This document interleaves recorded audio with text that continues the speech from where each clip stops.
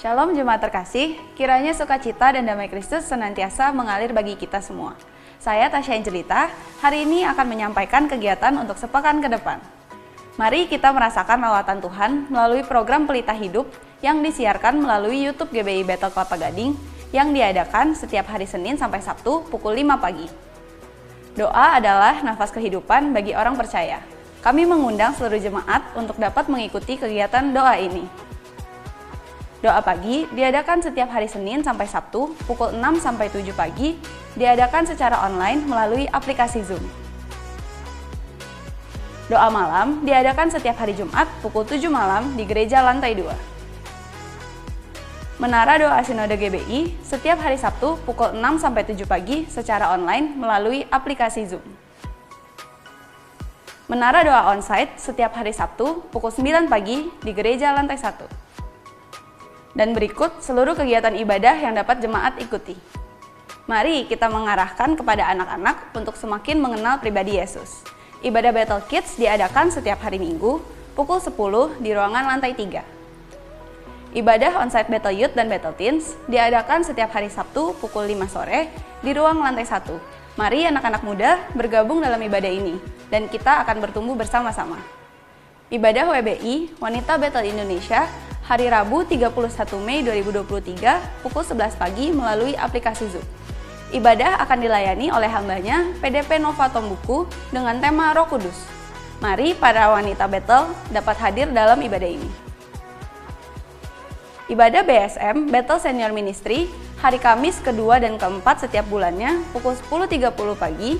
Ibadah diadakan secara online melalui aplikasi Zoom. Untuk itu, kami mengundang kepada seluruh oma opa dapat hadir dan rasakan lawatan Tuhan bersama-sama.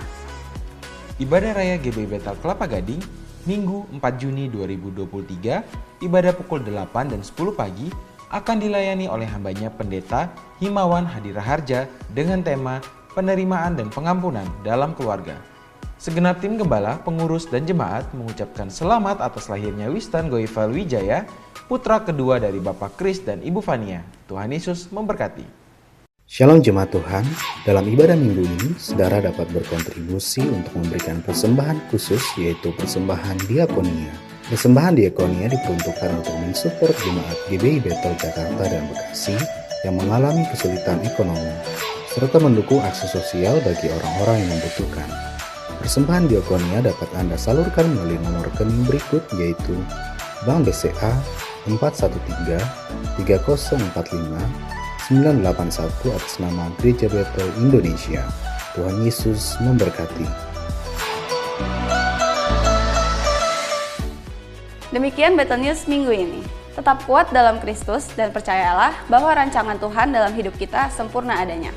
Selamat berakhir pekan, Tuhan Yesus memberkati. Shalom, selamat pagi Bapak Ibu yang dikasihi Tuhan. Kita berjumpa kembali di minggu ini, di hari-hari kepenuhan Roh Kudus yang akan terus tercurah dalam setiap kehidupan kita. Saya yakin dan percaya hari-hari ini Allah sedang bekerja dengan rohnya, memberkati kita semua, mengurapi kita semua. Mari kita masuk di dalam doa kita bersama-sama. Tuhan Yesus, terima kasih buat anugerah-Mu, buat kasih-Mu di dalam hidup kami Tuhan. Kami bersyukur kalau hari ini kami masih diberikan nafas kehidupan untuk kami memuji, memuliakan nama-Mu. Bahkan kami mau mendengarkan suara-Mu Tuhan. Mari kiranya Roh Kudus mengalir, mengurapi setiap kami Tuhan. Sucikan dan kuduskan setiap kami supaya kami layak di hadapan-Mu Tuhan. Terima kasih Tuhan, terima kasih. Kami siap untuk menyembah Engkau. Kami siap untuk memuji, memuliakan nama-Mu. Haleluya, mari kita menyembah. Haleluya.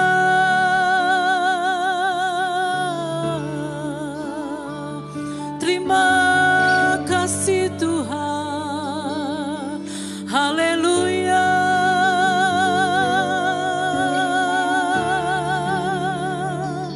Mari sembah Dia.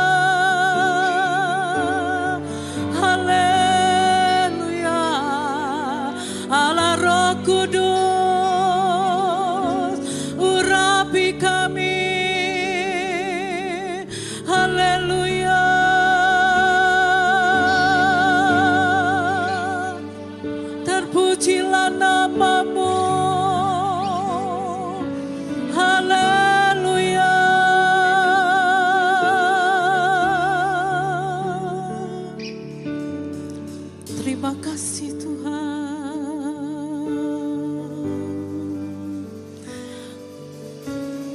hadir di sini Tuhan, melawat setiap kami umat-Mu. Haleluya.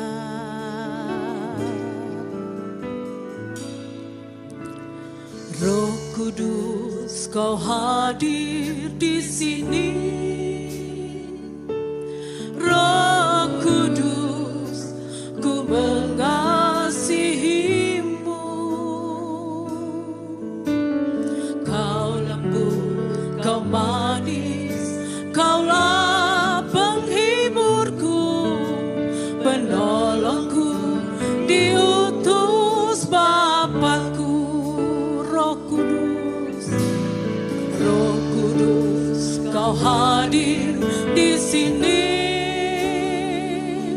Roh Kudus, ku mengasihi-Mu.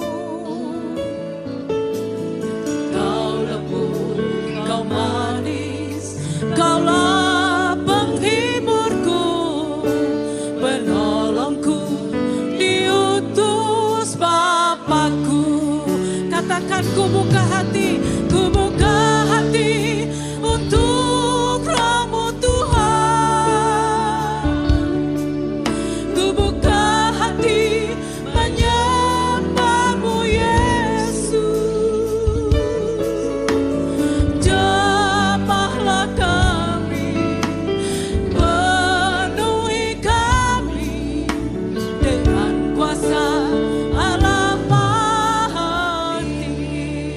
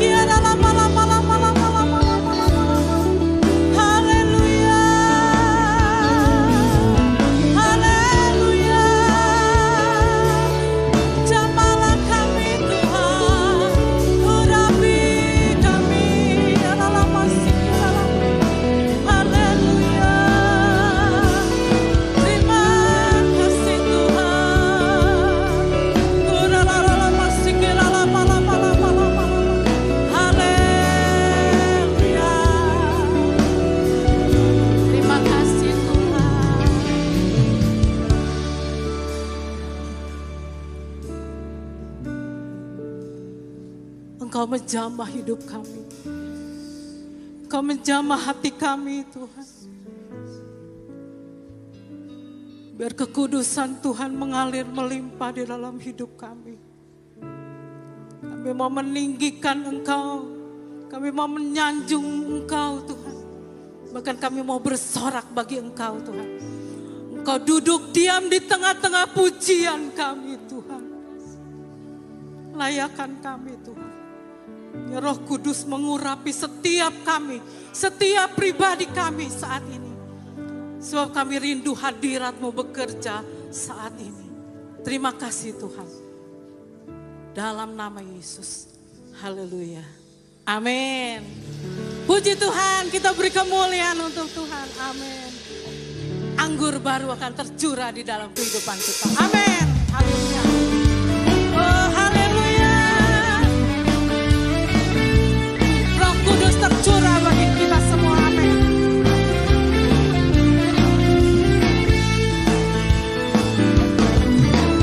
Roh Kudus tercurah di tempat ini.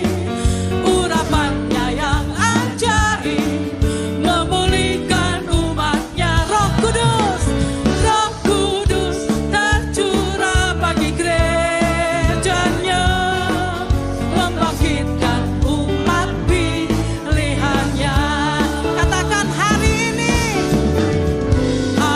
inilah harinya Tuhan, saat pembebasan tiba. Belenggu dosa telah dipatahkan. Mari bersorak bagi Dia. Hey, anggur baru tercurah, penuhi umatnya dengan sukacita. Minyak baru tercurah, urapi umatnya, nyata kuasanya. Amin, haleluya. Roh Kudus tercurah. Roh Kudus tercurah di tempat ini.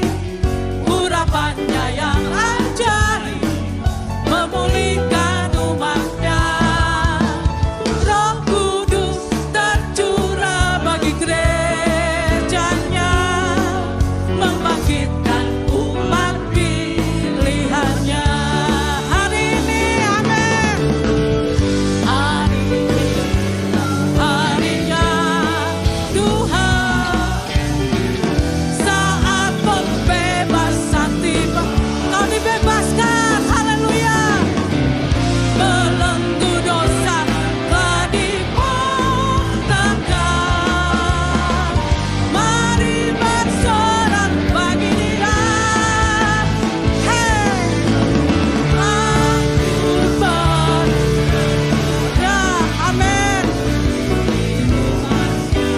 Dengan sukacita kita sebarkan anggur baru.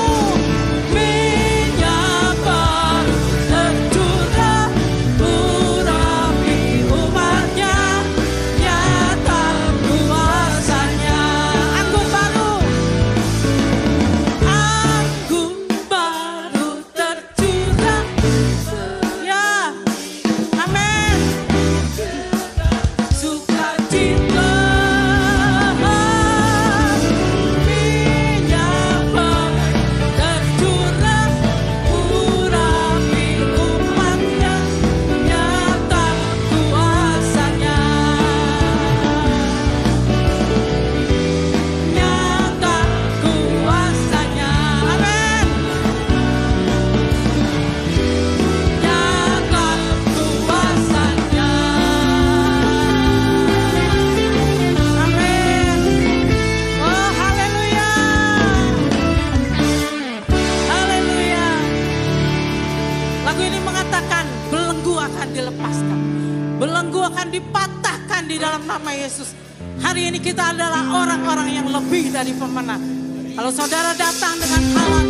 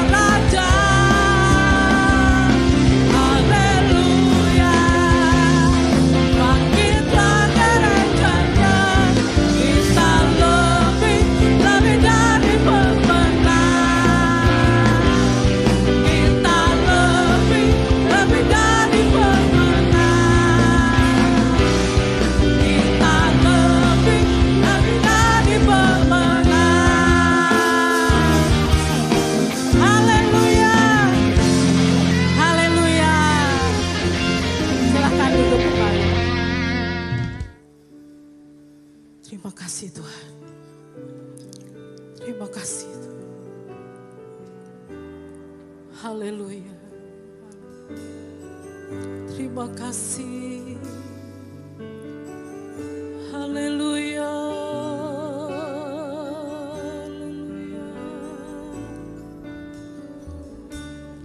Roh Allah yang hidup penuhiku. Roh Allah yang hidup pulihkanku. Turunlah urapan ke atasku, membangkitkan kuasa-Mu. Roh Allah yang hidup penuhiku dari hati kami. Roh Allah yang ini kami Tuhan. Oh, turunlah urapan ke atasku, membangkitkan kuasa-Mu, membebaskan hidup yang terbelenggu, memulihkan hati mereka yang terluka, serta menjadikan mata yang buta.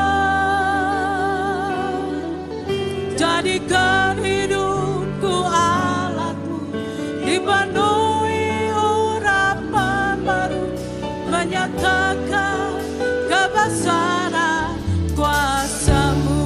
Mari kita bangkit berdiri, kita katakan Roh Allah yang hidup. Roh Allah yang hidup penuhiku. Roh Allah yang hidup pulihkanku. Turunlah urapan ke atasku, membangkitkan kuasa-Mu. Roh Allah yang hidup penuhi. Ya la la la la la la. Ya la la la la la la la.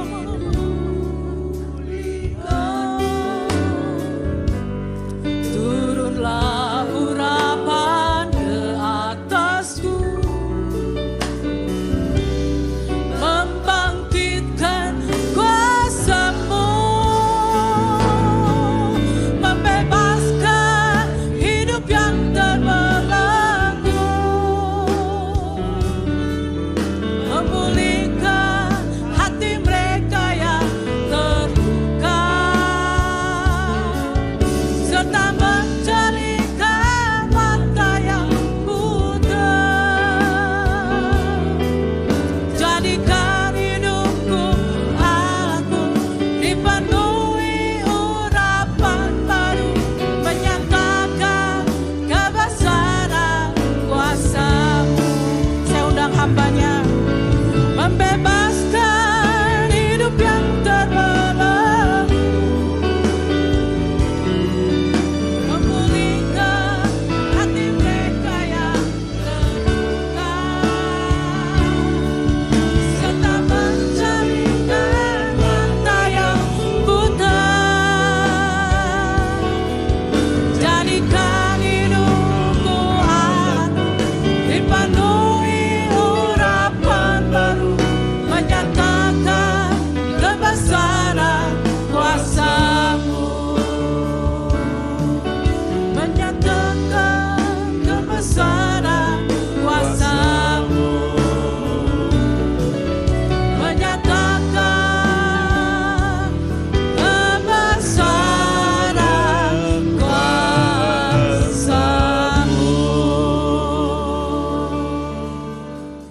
Saudara-saudara, saya juga ingin menyambut sekitar 50 hamba Tuhan yang telah mengikuti Battle Open House dari kemarin sampai hari ini Dan saya percaya kita sama-sama belajar untuk bisa menumbuhkan gereja dimanapun Tuhan tempatkan, baik yang dari GBI maupun bukan dari GBI, karena kita adalah saudara di dalam Kristus. Jadi pesertanya memang dibatasi, mestinya 40, tapi karena waiting listnya panjang jadi 50 saudara-saudara dari 33 gereja, 13 kota di Indonesia.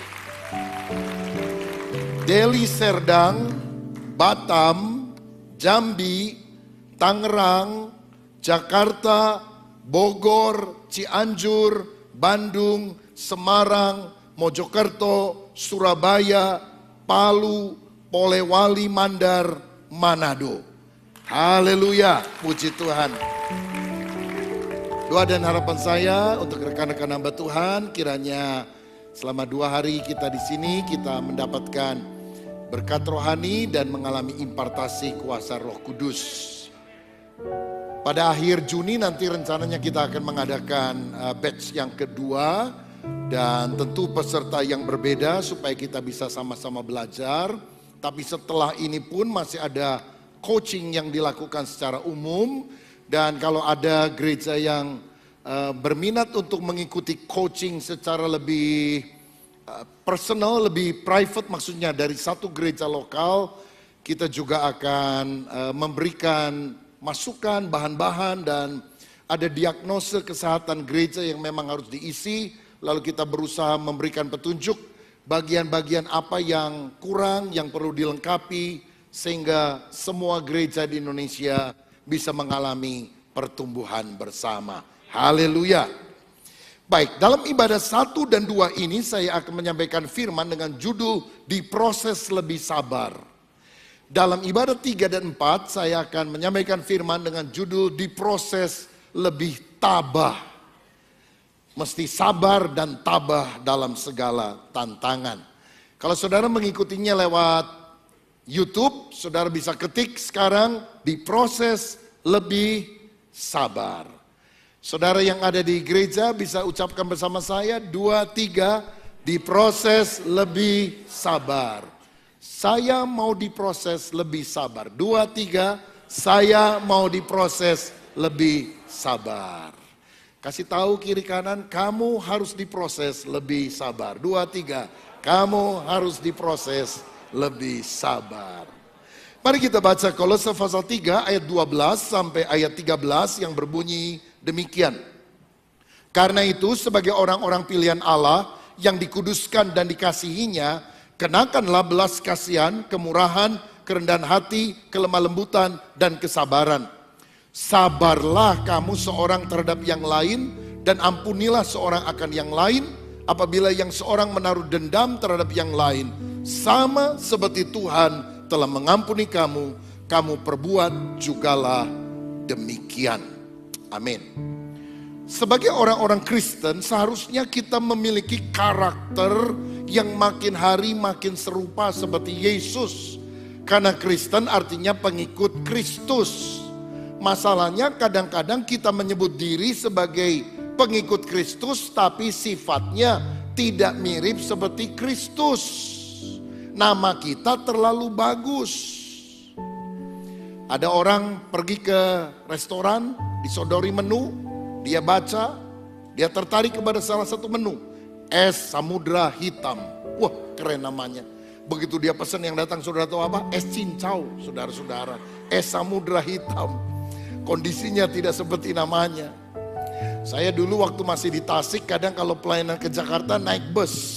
Saya pernah naik bus, mereknya Bahagia. 2 kali mogok saudara. Dan akhirnya saya harus pindah ke bus yang lain. Saya tunggu di pinggir jalan, ada bus melintas. Mereknya Harum. Begitu saya masuk, baunya minta ampun. Nah kadang kita menyebut diri Kristen, tetapi sifat kita tidak berkenan kepada Tuhan. Mestinya kita lemah lembut, mestinya kita rendah hati, mestinya kita sabar, mestinya kita mengasihi. Tapi seringkali kita sombong, kasar, iri hati, cemburu. Dan ini yang perlu diproses oleh Tuhan dalam hidup kita. Orang kalau sudah jadi anak Tuhan, sudah nggak boleh ngomongnya itu kasar. Anak bego, tolol, suami goblok. Waduh, udah nggak perlu ada hal semacam itu. Satu kali ada seorang ayah marah kepada anaknya karena anaknya nilainya jelek. Dasar anak bego, katanya. Anaknya kaget. Dia bilang, papa saya memang nilainya jelek. Tapi papa kan majelis gereja, masa ngomong bego? Kata-kata kasar. Papanya kaget juga, anaknya menyindir dia. Dia putar otak, dia bilang, nak, bego itu bukan kata-kata kasar. Bego itu kata-kata motivasi. BEGO, bangkitlah engkau, gunakan otakmu, katanya. Ini bapak pinter aja ngeles, saudara sekalian. Tapi mestinya kan kata-kata yang mendorong, memotivasi yang muncul di dalam perkataan kita. Ada loh keluarga yang ribut terus. Karena apa? Suaminya cemburuan banget. Masa istrinya ngobrol sama tukang sayur di depan rumah aja curiga? Ngapain lu ngomong-ngomong sama dia lama-lama lagi? Loh, saya kan lagi nawar, Pak. Bohong, jangan-jangan ada maksud tersembunyi. Loh, tersembunyi apa? Sampai kalau istrinya itu naik delman, ditanyain sama suaminya, tadi kudanya laki atau perempuan? Lah kan sakit jiwa kalau model gini, saudara sekalian. Wah, sifat-sifat kadang-kadang walaupun kita udah namanya orang Kristen, masih tidak berkenan kepada Tuhan. Curigaan. Seorang suami jam 2 subuh bangun karena dia dengar HP istrinya bunyi. Tidit, tidit. Dia pikir siapa jam 2 subuh meng-SMS istri saya. Sambil ngantuk-ngantuk, dia cari handphone istrinya. Dia lihat, dia kaget karena ada tulisan beautiful. Wih, istri saya ada yang goda jam 2 subuh. Kurang ajar nih. Langsung dia bangunkan istrinya. Bangun, bangun, ayo ngaku.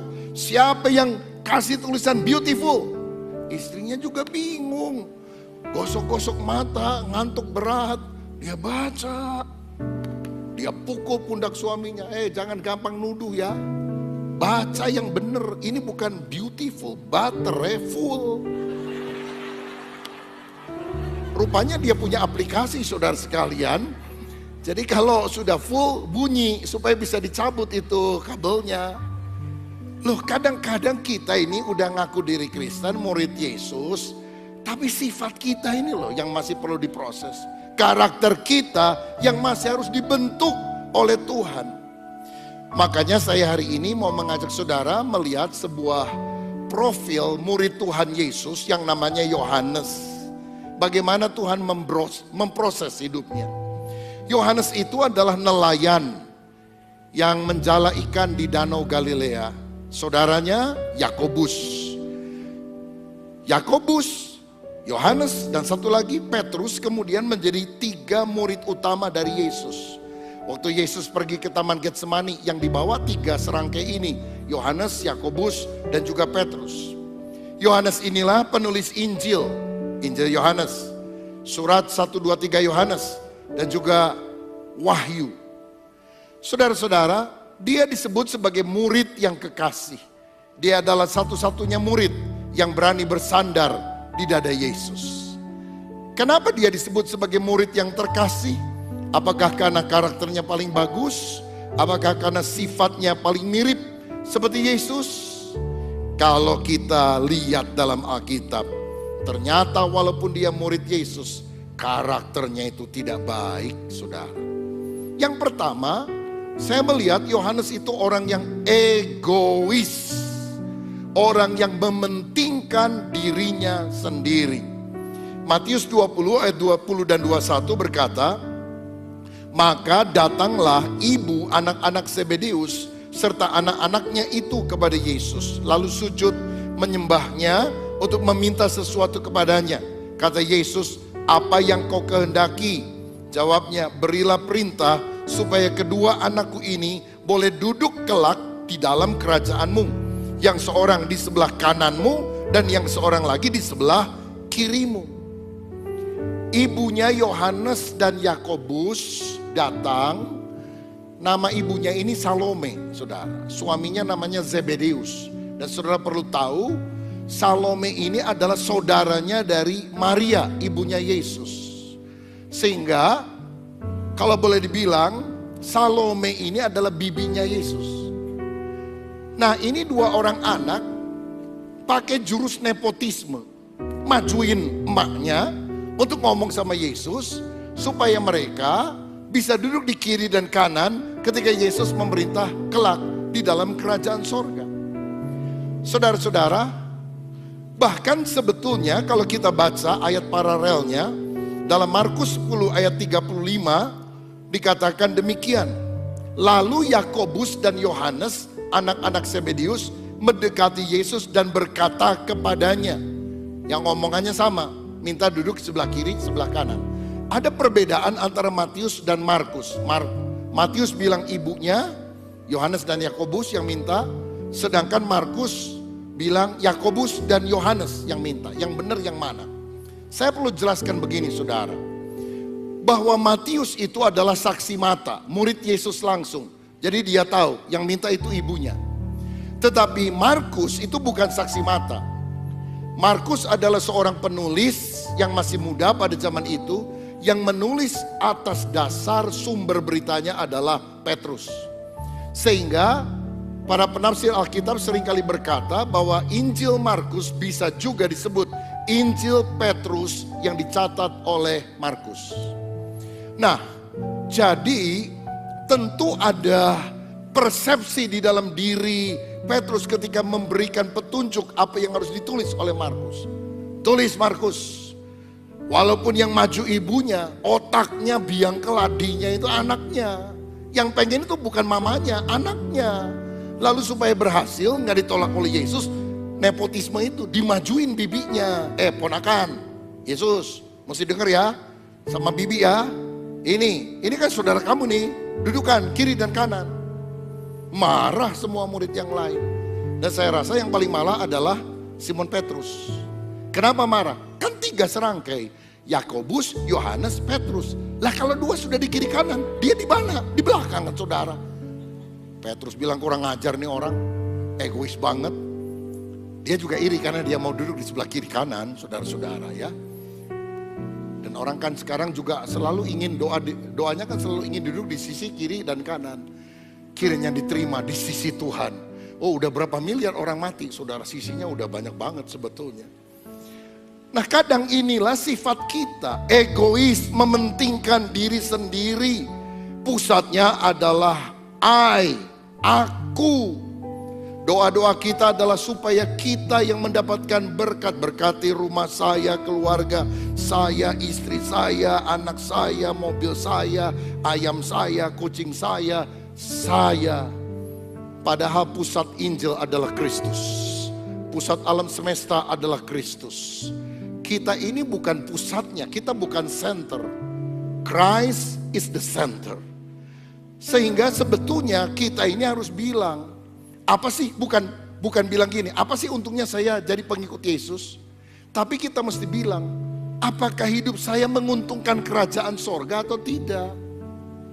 Siapa yang beruntung memiliki Yesus sebagai juru selamat? Boleh angkat tangan? Haleluya, kita beruntung memiliki Yesus.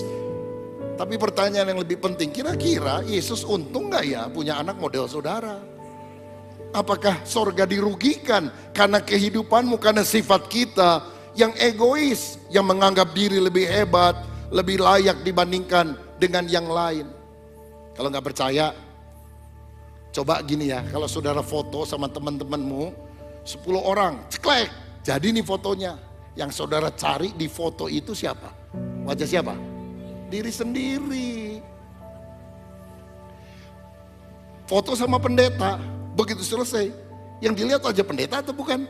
Bukan, wajah diri sendiri. Kalau 10 orang udah difoto, lalu mau di-upload, saudara perhatikan, jangan, saya lagi merem. Di fotonya 2 kali, satu saudara merem, satu lagi temenmu yang merem. Yang di-upload yang mana? Pasti temenmu yang merem. Karena memang kita itu egois, dasar manusia itu saudara. Yang ketawa itu pengalaman pribadi itu ya, pasti udah tahu lah yang gitu-gitu. Anak kecil aja bisa egois. Seorang anak pulang dari sekolah, dia doa begini, kenceng-kenceng di kamarnya. Tuhan, ubahlah supaya Cirebon menjadi ibu kota Provinsi Jawa Barat. Mamanya tanya, kenapa kamu doa seperti itu? Apa karena kamu suka makanan khas Cirebon? Tahu gejrot, yang dalam bahasa Inggris smackdown tofu. Dia bilang, bukan mama, tadi saya ada ulangan apa ibu kota Provinsi Jawa Barat. Mestinya kan Bandung, saya salah tulis Cirebon. Jadi ubahlah Cirebon menjadi ibu kota Jawa Barat. Egois banget. Anak masih kecil begitu. Kalau udah agak gedean gimana? Sama. Seorang naik sepeda motor masuk ke jalan verboden padahal.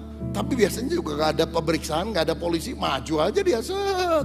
Ada polisi ternyata hari itu di ujung sana. Gak sempat balik, doalah dia. Dan apa yang dia doakan? Tuhan, butakan mata polisi itu. Lah pendeta itu doa puasa mencelikan mata orang buta, ini membutakan orang celik, saudara. Egois adalah sifat manusia lama kita yang harus disalibkan, diproses. Supaya kita bisa mengutamakan Tuhan, orang lain, dan bukan hanya diri kita sendiri. Ini Yohanes ini muridnya Tuhan tapi egois. Kok mirip kita ya? Udah jadi anak Tuhan, pelayan Tuhan lagi egois tapi. Yang kedua, bukan cuma egois. Yohanes itu eksklusif orangnya. Rasanya beda sama yang lain, gak mau disamakan. Karena dalam Lukas 9 ayat 49 sampai 50 dikatakan demikian. Yohanes berkata, "Guru, kami lihat seorang mengusir setan demi namamu. Lalu kami cegah orang itu karena ia bukan pengikut kita." Yesus berkata kepadanya, "Jangan kamu cegah, sebab barang siapa tidak melawan kamu, ia ada di pihak kamu." Jadi ada orang ngusir setan dalam nama Yesus. Yohanes lihat, kamu kan bukan 12 murid, kok bisa ngusir-ngusir setan dalam nama Yesus? Nama Yesus itu sudah dipatenkan, ada copyrightnya, enak aja pakai nama-nama Yesus. Kaget tuh orang, saudara, nggak berani lagi pelayanan. Laporlah dia sama gurunya, "Bos, ada yang pakai nama mengusir setan." Tuhan bilang, biarin aja. Yang penting setannya keluar, orangnya bertobat. Siapa yang tidak menentang kamu, dia bersama-sama dengan kamu. Tapi kenapa Yohanes punya pemikiran untuk mencegah orang itu? Karena bukan dari kelompoknya. Dia merasa eksklusif, elite group. Kepada jemaat Korintus, Paulus pernah menegur mereka. Karena terpecah-pecah, terkotak-kotak. Ada geng-gengan, ada klub-kluban, saudara. Oh, saya kelompok Apolos, saya kelompok Paulus, saya kelompok Kefas. Apakah tubuh Kristus terpecah-pecah? Seharusnya kita memandang bahwa tiap orang itu punya panggilan dan kelebihan masing-masing. Dan kalau tujuannya untuk kemuliaan nama Tuhan, cara pelayanannya bisa beda, tapi asal nama Tuhan ditinggikan, nggak jadi masalah. Gereja Protestan, kalau kebaktian nggak suka tepuk-tepuk tangan, tenang, kusuk, syahdu, kan ada bagusnya juga, saudara. Nggak usah kita saling menghakimi. Kebaktian apa kekuburan itu? Kok tenang-tenang amat? Datang ke gereja wajah suram, dengar khotbah wajah muram, pulang kebaktian tampang seram. Lalu kita juga dikatain sama mereka, itu orang Pentakosta kalau nyanyi pakai tepuk-tepuk tangan, itu Roh Kudus seperti burung merpati, ditepokin terbang dia. Loh saudara, mestinya kita itu saling menguatkan satu dengan yang lain. Saudara bisa punya beberapa orang anak. Kalau saudara bawa makanan dari luar, ada yang ekspresif, hore, dapat nasi goreng. Yang lain, oh terima kasih Mi ya, nanti saya makan. Apa saudara bilang, wah ini yang antusias ini berkatnya lebih hebat. Tiap orang kan punya pembawaan yang lain-lain. Dan bapak atau ibu mesti sayang sama semua anaknya kan. Walaupun mungkin ekspresinya berbeda-beda. Mari kita tidak pernah merasa diri paling eksklusif. Gereja saya paling hebat, pengajaran saya paling benar. Yang lain salah semua, saya dengar langsung dari Tuhan. Tuhan tidak pernah menyatakan seluruh kebenarannya kepada salah satu aliran, tetapi menyatakan kebenarannya kepada tubuh Kristus yang berbeda-beda, supaya kita semua menjadi satu. Yang ketiga, Yohanes ini bukan hanya egois, eksklusif, ada yang lain, emosional, saudara. Lihat Lukas 9 ayat 54-56 dikatakan demikian. Lukas 9 ayat 54 sampai 56. Kemudian dua muridnya, yaitu Yakobus dan Yohanes, melihat hal itu. Mereka berkata, Tuhan, apakah engkau mau supaya kami menyuruh api turun dari langit untuk membinasakan mereka? Akan tetapi ia berpaling dan menegur mereka. Jadi mereka itu lagi jalan, saudara, menuju Yerusalem, mampir ke Samaria. Orang Samaria senang menyambut Yesus dan murid-muridnya. Karena orang Samaria kan pernah bertobat gara-gara mendengar kesaksian wanita Samaria di Perigi Yakub itu. Yesus datang lagi, seneng dong. Tapi ketika mereka tanya, mau kemana? Oh, kami cuma mampir aja sebentar, kami mau ke Yerusalem. Mereka gak suka, karena orang Samaria itu musuhan sama orang Yahudi yang ada di Yerusalem. Kalau kamu mau kesini aja, terus pulang ke Galilea, gak usah ke Yerusalem. Itu kan yang suka jelek-jelekin kita. Kalau kamu mau ke sana, udah kami tolak. Marah Yohanes sama Yakobus, dan dia minta izin. Guru, apa kami minta api turun dari sorga membakar kota ini? Wih, Rasul kasih, murid Yesus bisa kejam gitu, saudara. Samaria, lautan api. Itu yang mereka harapkan. Mungkin mereka terinspirasi oleh kisah Bandung, lautan api. Walaupun Bandungnya belakangan, saudara.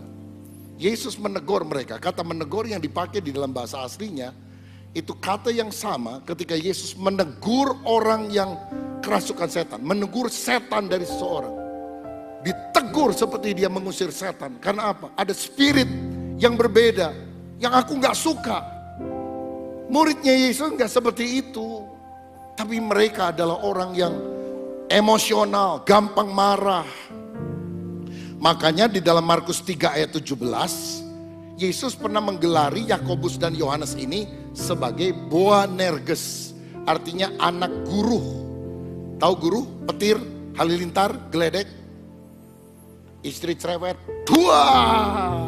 Suami pelit, duar. Anak malas, duar. Di rumah itu tiap hari perang petir, duar. Duar, Gundala, putra petir. Begitu, saudara. Kenapa? Karena itu emosional, sumbu pendek. Kira-kira ada nggak orang Kristen murid Yesus temperamental seperti ini? Tidak punya kasih, mudah marah, nggak sabar. Kita harus sadar itu sifat yang merugikan, yang Tuhan tidak suka dalam hidup kita. Satu kali ada seorang bos besar ingin melakukan inspeksi mendadak karena dia punya beberapa pabrik, beberapa kantor. Jadi dia kunjungi satu tempat, dia turun di pintu gerbang dari mobilnya, dia pakai topi, dia jalan pelan-pelan lewat bagian belakang dari kantornya, lalu dia ngintip, saudara, di kaca. Ternyata orang-orangnya rajin, lagi ngetik di komputer dan sebagainya. Wah, dia pikir, bagus nih anak buah saya, walaupun saya jarang kontrol, tapi mereka bekerja rajin. Begitu dia lewat pintu depan mau masuk, dia lihat ada satu orang duduk di depan sambil ngerokok santai-santai di jam kerja. Marah dia. Kamu orang lain kerja males-malesan kamu. Gaji kamu berapa? Pak, maaf, gaji kamu berapa? Ya penghasilan saya mungkin 3 jutaan lah sebulan. Oke. Dia keluarkan dari tasnya, nih 9 juta, gaji kamu 3 bulan, bawa pulang, ku pecat kau. Aku gak mau punya pegawai malas kayak kamu. Oh iya, maaf Pak, maaf. Lari itu orang. Masuklah dia ke dalam kantor. Dia bilang, Anda jangan malas ya, aku bisa pecat seperti yang di depan itu. Saya mau tanya, dia dari divisi mana? Kok dia bisa ngerokok di depan santai? Semua diem. Tiba-tiba ada yang bilang, maaf bos, dia bukan pegawai sini, dia tukang es cendol. Tadi ada yang beli tuh, gelasnya belum dipulangin, jadi dia nunggu. Hah, tukang es cendol 9 juta amblas, saudara sekalian. Karena apa? Karena nggak sabar. Karena itu mari kita belajar jadi orang yang tidak gampang emosional. Harus tahu duduk persoalannya dulu. Jangan kemudian kita marah-marah, ngamuk-ngamuk. Seorang anak pulang dari sekolah, pas waktu pembagian rapot, mana rapot kamu? Langsung bapaknya ambil, begitu dilihat merah semuanya. Waduh, marah dia, anak kurang ajar, nggak tahu diri. Dari kecil udah digedein, dari gede nggak bisa dikecilin lagi, bikin malu. Pak sabar, saya bisa jelaskan. Nggak perlu dijelaskan, papa udah lihat sendiri. Hitam di atas putih, apalagi ini merah di atas putih, apalagi alasan kamu. Pak sabar, itu bukan rapot saya. Rapot saya yang ini, dia keluarkan. Dan begitu dilihat 9, 8, 9, 8 biru semua. Nama dilihat, nama anaknya. Oh ternyata bagus ya. Kalau begitu anak bodoh siapa yang kamu bawa rapotnya tadi ha? Loh itu kan rapot papa dulu waktu kecil. Saya temukan di bawah kolong ranjang. Kita kalau emosi kadang-kadang harus sadar loh. Mungkin kita yang keliru saudara. Ini kan sifat yang merugikan bukan hanya orang lain. Tapi merugikan kita. Karena itu belajar sabar. Jangan gampang emosi. Tapi ingat walaupun kelihatannya sabar jangan nikam dari belakang. Karena ada orangnya iya enggih ndoro. Tapi nikam dari belakang. Ini kata teman saya ya orang Jogja. Minta maaf ini kalau ada yang kesinggung. Ini cerita contoh. Pak katanya kalau orang di Jawa itu kan pakai blangkon. Nah blangkon itu depannya lurus, belakangnya ada yang begini. Begitu ya. Jadi kalau orang Batak tersinggung, apa lo? Langsung frontal. Kalau orang Jawa iya enggih. Tapi keris di belakang, saudara sekalian. Ini blangkon begini saudara. Nah Tuhan mau kita luar dalam sama. Ya, jadi ketika kita ngomong baik-baik ya kita tidak ada niat untuk menipu orang. Pernah dengar cerita satu kali ada seorang suami ditanya sama teman kantornya. Teman kantornya laki-laki ngomong gini. Gua heran sama lu. Bini lu itu aduh sifatnya minta ampun kok kamu sabar banget sama dia. Gak pernah marahin. Ada ceritanya. Gimana ceritanya? Waktu kita baru nikah, istri saya tuh beli kucing, pelihara kucing, kucing baru. Begitu dikasih makan, dicakar tangannya. Istri saya sabar loh. Dia cuma bilang 1. Besoknya dikasih makan lagi, dicakar lagi. Dia gak marah, sabar. Dia bilang 2. Besoknya dikasih makan lagi, dicakar lagi untuk ketiga kalinya. Dia juga sabar, dia cuma bilang 3. Malah dia ke dapur bikin makanan lain yang lebih enak dan banyak. Disodorin ke kucing. Kucing makan dengan lahap, tiba-tiba kelepek mati. Rupanya diracun. Saya kan shock, kaget. Pembunuh berdarah dingin nih. Bini gue nih. Dimarah-marah tuh istrinya. Istrinya diam, tiba-tiba dia ngomong 1 katanya. Sejak itu saya nggak berani marah sama istri saya katanya. Bapak-bapak, kalau istrimu udah diem, nggak marah, sabar. Tapi udah bilang 1, banyak doa puasa ya. Jangan-jangan hal yang buruk terjadi karena udah ngempet begitu. Nah Tuhan mau kita bukan cuma nahan emosi yang tidak terkendali, tapi benar-benar mengalami perubahan karakter di dalam kehidupan kita. Saya melihat ada beberapa kunci perubahan hidup Yohanes yang juga kita harus alami. Pertama, apa yang membuat Yohanes berubah? Kelahiran baru. Orang kalau lahir baru karena dia bertobat dari dosa dan menerima Yesus, hidupnya akan diubah oleh Tuhan. Yohanes adalah orang yang mencatat perubahan dalam diri Nikodemus. Perubahan yang terjadi dalam diri wanita Samaria. Dan waktu dia mencatat, dia mendengar bagaimana Yesus menjelaskan kepadanya. Dia sadar, iya ya, seburuk apapun masa lalu seseorang, ketika orang ketemu dengan Yesus, masa depannya menjadi indah. Kita tidak bisa merubah masa lalu kita, tapi kita bisa merubah sejarah masa depan kita ketika kita mulai titik baliknya, kelahiran baru di dalam Yesus. Alkitab berkata, jadi siapa yang dalam Kristus, dia adalah ciptaan yang baru. Yang lama sudah berlalu, sesungguhnya yang baru sudah datang. Sifat-sifat lama mesti dibuang.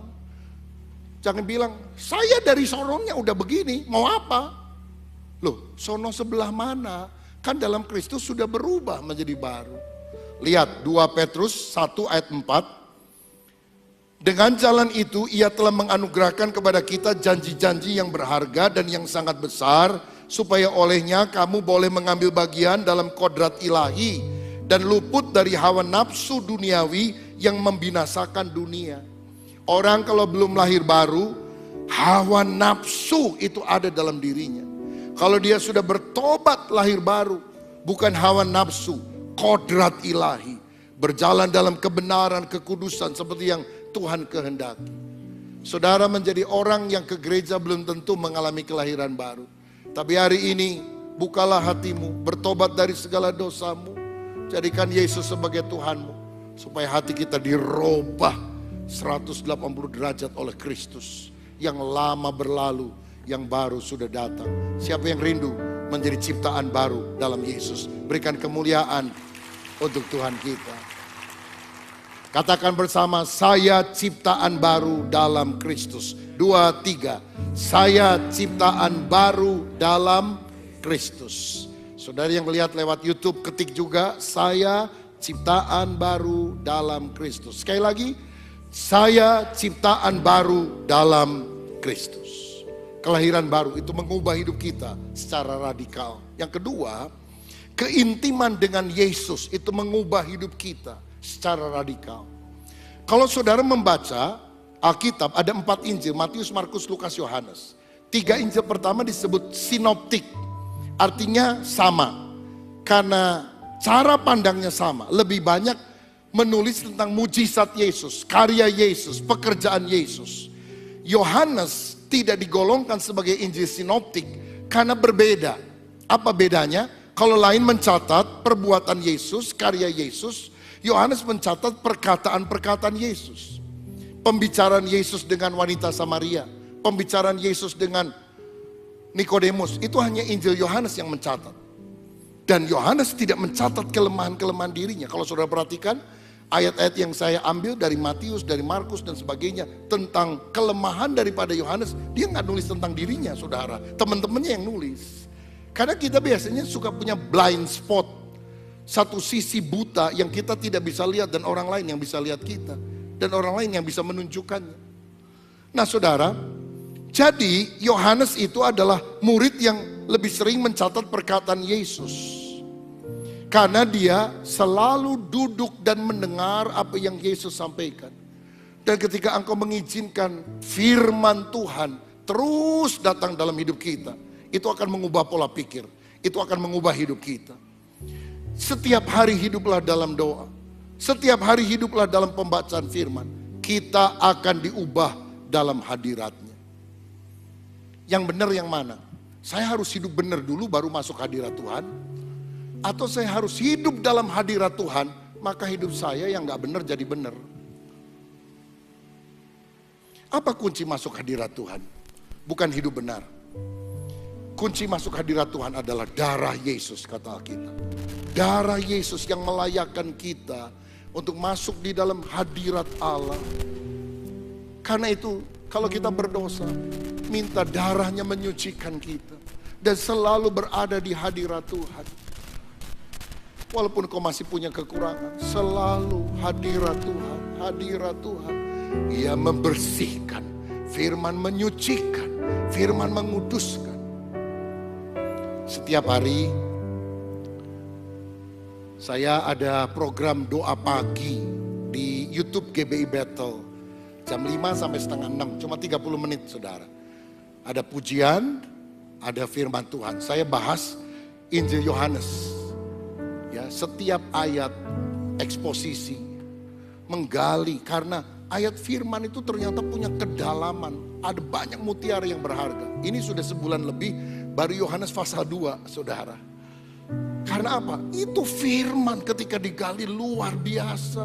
Dan firman mengubah hidup kita menjadi baru. Saya dorong saudara untuk tiap pagi jam 5. Saudara buka klik YouTube GBI Battle sampai setengah 6. Kecuali hari Sabtu mulainya jam 6. Hari Senin sampai Jumat jam 5, saudara. Doa, firman, pujian, penyembahan itu bisa mengubah kita di dalam hadiratnya. Dan doa membuat kita bisa mengalami pembentukan karakter dalam kehidupan ini menjadi lebih lembut. Alkitab berkata, buah roh adalah kasih, sukacita, damai sejahtera, dan selanjutnya. Apa itu kasih, sukacita, damai sejahtera? Karakter yang baik, bukan? Dan bagaimana ini dihasilkan? Merupakan buah roh.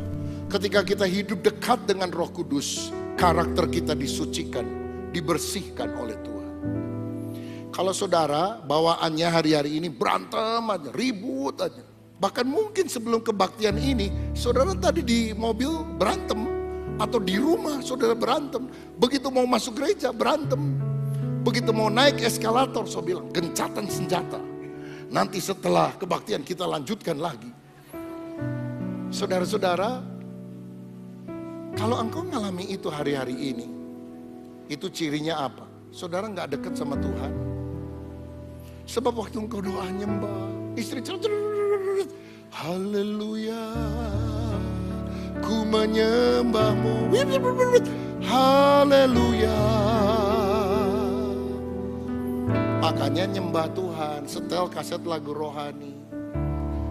Itu atmosfernya berubah. Kasih pasti lemah lembut, kasih pasti memaafkan. Back soundnya itu saudara lagi rame, kan gak cocok saudara sekalian. Kasih pasti murah hati. Jadi pilihan kita cuma dua, matiin itu lagunya atau berhenti dari pertengkarannya. Oh, pujian penyembahan itu luar biasa. Lakukan di rumah kita masing-masing. Tapi saya punya masalah berat, Pak. Justru nyanyi, memuji, menyembah Tuhan. Masalahku parah, Pak. Nyanyi lebih keras. Karena saudara akan sadar waktu kau nyanyi, suaramu lebih parah dari masalahmu. Jadi ada sedikit penghiburan, saudara-saudara. Kita ini akan diubah di dalam hadirat Tuhan. Ada seorang bapak, hidup sederhana, kadang-kadang telat, kasih uang belanja sama istri, uang sekolah kepada anak, sampai anaknya kesel. Dia bilang, papa itu rajin ke gereja, suka doa, dapat apa sih dari Tuhan? Doa itu dapat apa? Bapaknya bilang, nak, kalau papa doa bukan untuk mendapat apa-apa. Justru kalau papa doa, bapak banyak kehilangan. Kehilangan apa, Pak? Kekhawatiran bapak menjadi hilang. Kekecewaan bapak menjadi hilang. Kemarahan bapak menjadi hilang. Saudara, doa bukan hanya minta berkat, uang, rumah gede. Tuhan hilangkan sifat buruk dalam hidupku. Dan itu terjadi pada waktu kita masuk di dalam hadirat Tuhan. Keintiman dengan Tuhan mengubah hidup. Yang terakhir, yang ketiga. Apa yang mengubah hidup Yohanes dan kita? Ada 3K. Kelahiran baru, keintiman dengan Yesus. Dan yang ketiga, keteladanan Yesus. Keteladanan Yesus sebagai panutan, itu membuat hidup kita berubah. Lihat. Yohanes yang begitu egois, yang begitu eksklusif, yang begitu emosional. Ketika lihat Yesus melayani. Gak ada yang mau mencuci kaki. Karena itu pekerjaan seorang budak. Atau kalau bukan budak, salah satu di antara mereka yang paling muda. Yang paling muda kan Yohanes. Mestinya Yohanes yang cuci kaki. Gak mau dia. Saya memang murid Tuhan, tapi murid yang besar. Saya memang hamba Tuhan, tapi hamba Tuhan yang besar. Gak ada hamba Tuhan yang besar itu. Kita adalah hamba kecil dari Tuhan yang besar. Tuhannya yang besar. Yesus ambil baskom, dia cuci kaki murid-muridnya. Aku memberi teladan kepada kamu. Siapa ingin menjadi terkemuka, layani yang lain. Nangis itu Yohanes. Hancur hatinya. Petrus yang keras aja. Aduh, gemeter. Masa Tuhan yang mencuci kaki aku? Keteladanan Yesus kalau kita baca dalam firman-Nya itu luar biasa. Dia pelayan yang rendah hati, membasuh kaki, tidak sombong. Apa sih yang kita banggakan? Saudara punya uang banyak, rumah gede. Kita itu cuma debu tanah, kita hanya menerima anugerah Tuhan. Saudara pelayanan, jangan anggap diri kita hebat. Kita orang biasa dari Tuhan yang luar biasa. Kita ini dulos, budak, hamba. Gak usah pikir fasilitas apa dan sebagainya. Orang mesti memperlakukan saya dengan ini. Biasa aja.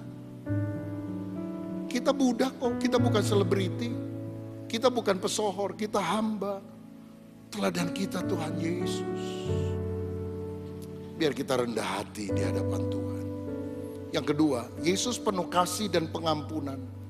Waktu orang teriak, salibkan dia, Yesus berkata, ampunilah, karena mereka tidak tahu apa yang mereka perbuat. Nangis ini Yohanes, di bawah kaki salib tuh. Aku kesinggung sama orang Samaria aja, aku akan bumi hanguskan itu Samaria. Yesus dimaki-maki, ditelanjangi, disalibkan. Dia malah mengampuni. Aduh, kok beda banget sifat saya dari sifat Yesus. Semakin engkau dekat dengan Tuhan, semakin engkau mengerti tentang Dia dari firman-Nya, kita akan tertunduk malu. Kita tidak akan merasa diri kita lebih baik dari orang lain. Aku belum apa-apa dibandingkan dengan Yesus. Ada yang bilang gini, saya sama Tuhan Yesus itu sudah beda dikit. Maksudnya gimana? Yesus sedikit-sedikit berdoa, saya sedikit berdoa. Yesus sedikit makan, saya sedikit-dikit makan. Yesus sedikit-sedikit menolong orang, saya sedikit menolong orang. Beda dikit katanya. Apa itu beda dikit dalam hidup kita? Ayo kita belajar dari Yesus. Yohanes akhirnya menjadi rasul kasih. Dari orang berangasan jadi rasul kasih. Dia yang nuliskan, God is love, Allah adalah kasih. Anak-anakku hendaklah kamu saling mengasihi. Itu pesannya sampai dia mati. Setelah dia tua, hanya itu yang dia sampaikan. Kenapa? Keteladanan Yesus. Dan yang ketiga, penderitaan rela ditanggung oleh Yesus demi menyelamatkan manusia. Penderitaan rela diterimanya demi keselamatan kita. Apa Yesus gak bisa terbang ke sorga pada waktu dia akan ditangkap oleh para prajurit? Sangat bisa. Dia bisa panggil berlaksa-laksa malaikat. Tapi kalau dia pulang ke sorga terbang, kita mati semua masuk neraka. Apa yang menahan Yesus ada di kayu salib? Karena dia ingat saya dan saudara. Kalau dia naik ke salib, kalau dia naik ke sorga, kita akan terhilang selama-lamanya. Itu yang menahan. Yang menahan bukan prajurit Roma. Yang menahan bukan paku yang dipakukan. Yang menahan kasihnya. Yang rela berkorban bagi saya dan saudara. Kalau dia tidak rela mati untuk kita, kita semua mati binasa. Saya dulu pikir kasih itu simbolnya adalah jantung hati. Sarangeo. Sekarang saya sadar simbol kasih adalah cross, salib. Karena kasih bukan cuma feeling, perasaan. Aku cinta padamu. Tapi kerelaan berkorban bahkan mati bagi orang yang kita cintai. Dan ketika Yohanes melihat itu, hidupnya berubah. Makanya waktu dia dibuang di Pulau Patmos, dia gak komplain. Jadi tahanan, memecahkan batu-batu karang. Dia gak komplain. Kenapa? Dia lihat Yesus gurunya. Begitu sabar, begitu kasih, rela menderita bagi orang lain. Dan dia sadar, no cross, no crown. Tidak ada salib, tidak ada mahkota. Hari ini siapa di antara kita yang berkata, Tuhan aku banyak kesalahan, kelemahan, sikap yang tidak baik. Kalau boleh saya anjurkan saudara hari ini, jangan doa minta mujizat, kesembuhan, berkat. Berdoa minta karakter yang buruk dalam hati kita, dalam pikiran kita, di dalam sikap kita dicabut oleh Tuhan. sehingga kita makin hari makin berkenan kepada Dia. Diproses menjadi lebih sabar, diproses menjadi lebih mudah mengampuni, diproses hidup di dalam kasih. Tuhan Yesus memberkati kita semua. Amin. Kami memuji kebesaran-Mu. Kami memuji kebesaran-Mu.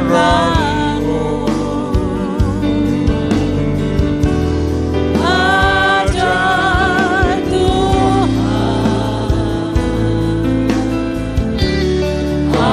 ajaib Tuhan.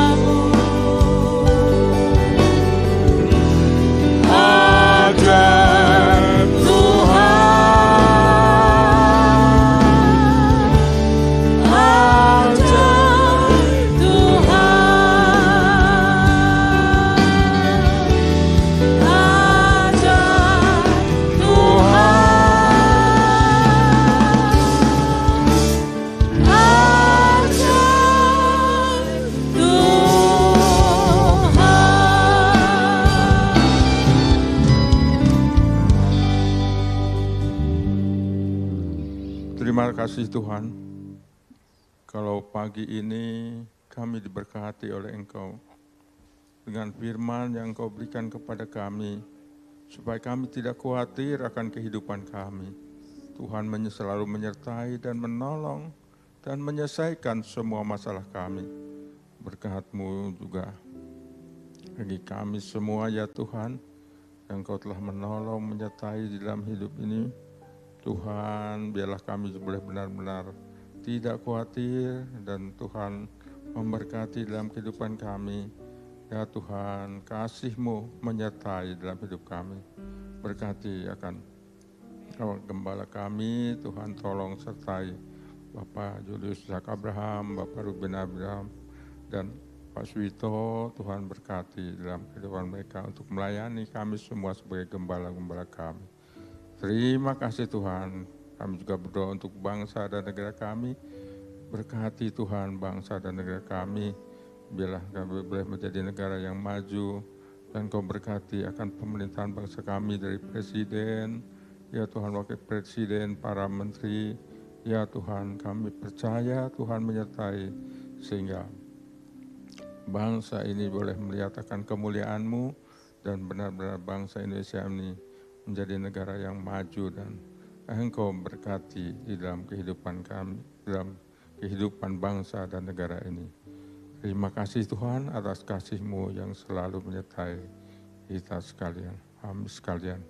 Tuhan, oleh kasih sayang-Mu, biarlah kami boleh mengakhiri ibadah pada pagi ini, dan kami diberkati oleh Engkau. Saudara-saudara, mari angkat tangan kita dan arahkan hati kita kepada Tuhan. Sekarang terimalah berkat, anugerah dan kasih daripada Allah Bapa, kasih sayang dari Tuhan Yesus Kristus, penyertaan dan penghiburan dari Roh Kudus yang menyertai kita sekalian, mulai saat ini sampai selama-lamanya. Tuhan memberkati kita. Mari kita semua katakan, amin. Segala pujian dan syukur hanya bagi-Mu, Yesus. Dengan apakah ku balas kasih-Mu? Segala hormat kemuliaan